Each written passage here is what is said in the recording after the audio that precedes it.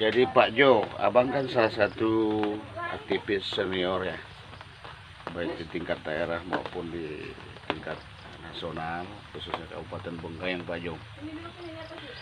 Kalau kita melihat kondisi Kabupaten Bengkayang dengan letak strategis itu kan luar biasa. Dengan luas wilayah itu luar biasa. Termasuk di daerah Menterado, Capkala dan Samalantan. Ini kan perbatasan langsung dengan pemerintah Kota Singkawang. Nah, ada rencana pemerintah Kabupaten Bengkayang untuk membangun daerah perbatasan dengan dana PEN. Dana PEN ini dana pinjaman pemerintah daerah kepada pusat, ya. Itu PEN ini adalah pemulihan ekonomi nasional. Saat ini kan kita terkena pandemik. Kira-kira tanggapan Pak Jo dengan pemerintah daerah gimana? Ya, harus disambut baik kalau memang ada pendanaan seperti itu, karena ini penting untuk supaya pembangunan itu ada satu percepatan di daerah. Kan kita tahu Bengkayang selama ini kan seperti ya kayak gini lah, semua orang tahu kondisinya, pembangunan apa segala. Dengan adanya uang seperti itu terjadi percepatan. Cuman harus digunakan baik-baik. Berapa jumlahnya, anggarannya apa, itu memang harus dikontrol oleh bupati dan dinas terkait lah. Misalnya begini Pak Jo, ini kan pinjaman ini 250 miliar, sementara peruntukannya satu jembatan, 2 jalan. Nah, kira-kira cukup enggak di wilayah Jalan ini untuk menghubungkan kemana? tiga kecamatan ini? Ke Jalan ini jalan Capkala, pokoknya semua sudah ada peruntukan, termasuk jalan Menterado, tembus ke Sagatani, terus Puaji juga. Ini kan merupakan sarana umum ya. Nah, kalau Pak Jo melihat dari anggaran itu yang 250 miliar itu untuk dua peruntukan ini gimana nih Pak Jo? Kira-kira cukup enggak? Kalau kita lihat jumlah, lihat infrastruktur yang ada itu sangat kurang, jauh. Jadi kita minta setiap tahun itu harus ada anggaran seperti itu di luar APBN Bengkayang yang apalah namanya, yang seperti PEN itu kah? Ya, PEN. Itu harus ada, dan setiap tahun harus ada. Tujuannya ini kan pembangunan itu kan harus terintegrasi. Salah satunya kan ini misalnya, kan ada perbatasan, ada pelabuhan laut, ada SPM, ada landasan pesawat terbang gitu. Ini pelabuhan sama bandara. Terus ada SPM juga. Tanpa terintegrasi dengan kabupaten kecamatan terdekat, tanpa dibangun kabupaten terdekat yang punya akses ke situ, itu sama juga bual, bukan pembangunan namanya, bukan pembangunan menyeluruh. Itu namanya membangun memihak-mihak. Kalau pembangunan yang benar itu kan terintegrasi. Saya tahu kalau perencanaan itu, membuat satu perencanaan harus terintegrasi. Ini ada supply, ada pendukung dari mana, sehingga misalnya pelabuhan tanpa didukung oleh dana-dana khusus untuk kabupaten terdekat untuk menuju daerah tersebut, terutama kualitas jalan, jembatan, dan sosial budayanya, itu sama juga membangun memihak namanya. Itu bukan pembangunan namanya. Jadi gini Pak Jo, dulunya kan program 10 tahun yang lalu misalnya 10 miliar dipecah menjadi 20 paket misalnya. Artinya tidak ada asas manfaatnya. Kalau ini kan saya lihat kan peruntukannya itu jelas. Dengan anggaran besar, mungkin juga dengan kualitasnya yang lebih baik, dan asas manfaatnya itu bisa digunakan oleh masyarakat. Khususnya jembatan dan jalan ini kan sangat riskan ya untuk kebutuhan kita masyarakat. Gimana Pak Jo? Dorongannya kepada bupati yang baru ini? Itu melihat kebutuhan. Untuk sementara janganlah dipecah-pecah dulu, kalau biar nampak jelas itu pembangunan. Jembatannya kokoh, bagus, besar, lebar, kuat. Jalannya juga, bodi jalannya, beramnya semua, karena kan bisa dilewati oleh tonase yang lebih besar lagi, sehingga tidak mudah hancur. Makanya mulai dari pasirnya, kualitas batunya, nanti itu pemerintah daerah lah yang itu berwenang lihat. Jangan main-main hal batu, jangan pula batu yang mudah pecah, ditabrak hancur. Hancur jalan. Selain itu bukan hanya fisik seperti itu, tetapi yang nanti setelah dibangun, katakanlah menghubungkan ke bandara. Bengkayang dapat apanya nanti? Nah, di sini setelah pembangunan ini berjalan bagus, ini juga harus dipikirkan. Bengkayang dapat apa? Apa? Jangan hanya Singkawang yang dapat. Nah, juga sekarang kita pembangunan diintegrasikan dengan bandara kan? Jadi bagus, lalu lintas lancar. Apa Bengkayang dapat apa? Sementara yang nikmatinya misalnya Singkawang.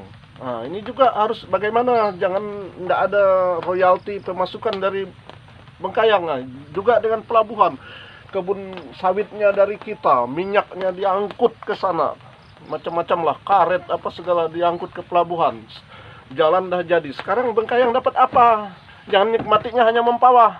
Nah, ini juga harus dipikirkan. Kira-kira solusi yang tepat atau ide yang tepat supaya Bengkayang punya andil juga, dia nanti pelabuhan atau landasan pesawat terbang, termasuk juga SPM yang akan dibangun, sudah dibangun bahkan. Kira-kira idenya gimana supaya kita bisa dapat income sedikit? Ini yang harus dipikirkan. Menurut saya ini apabila perlu buat seminar mini atau namanya itu sejenis penelitian kecil lah. Jangan Bengkayang tidak dapat apa-apa, ini tidak bisa Mempawah yang nikmatinya.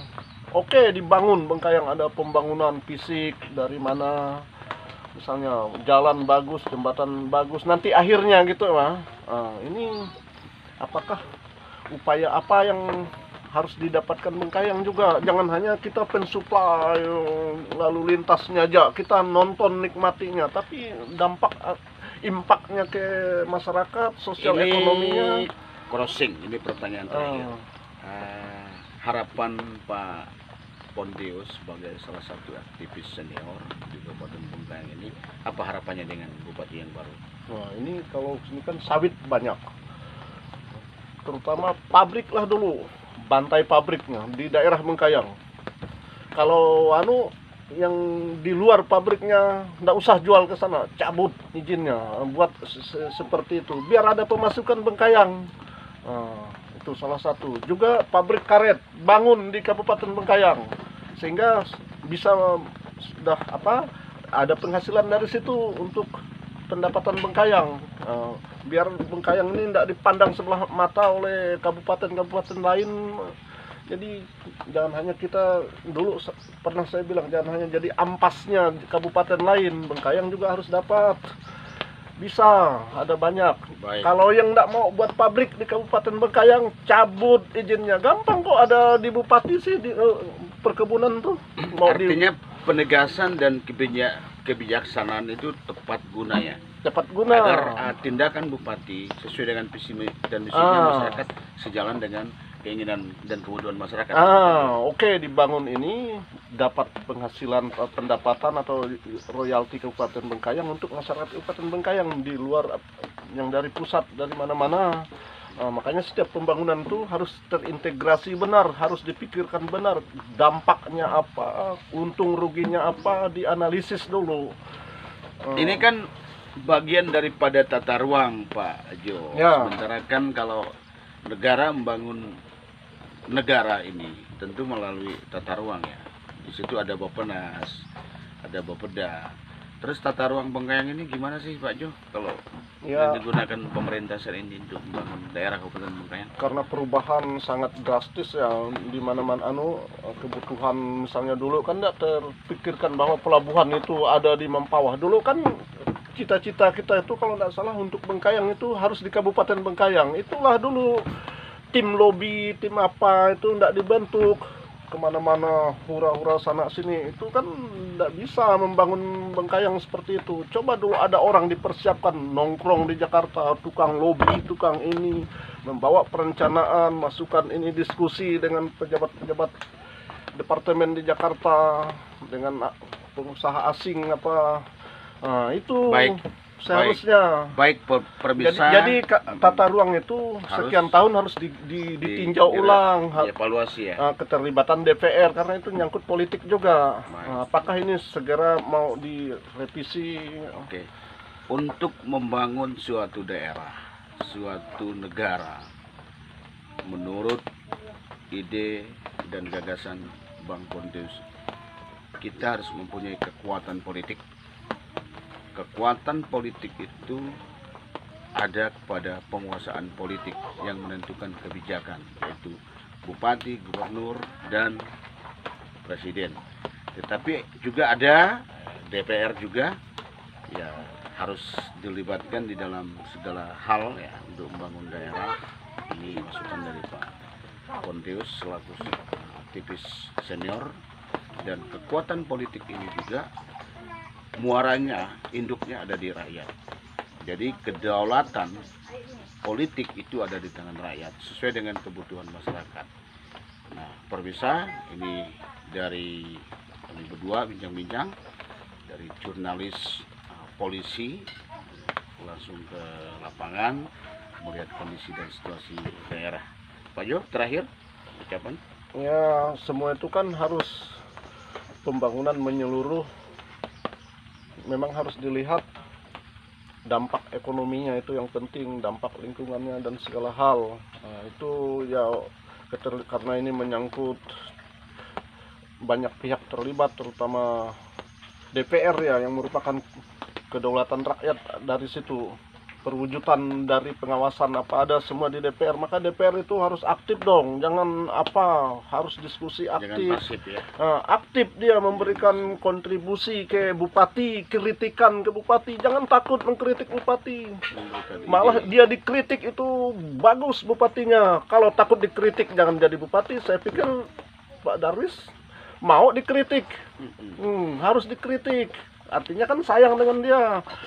Kalau main jebakan-jebakan itu bukan membangun namanya, harus aktif memberikan aktif, ya. Solusi terbaik. Oke. Yang terburuk pun juga harus diberikan info ke bupati. Baik, nanti kita akan lanjutkan kembali Pak Jo ya. Untuk sesi pertama kita sudahi dulu.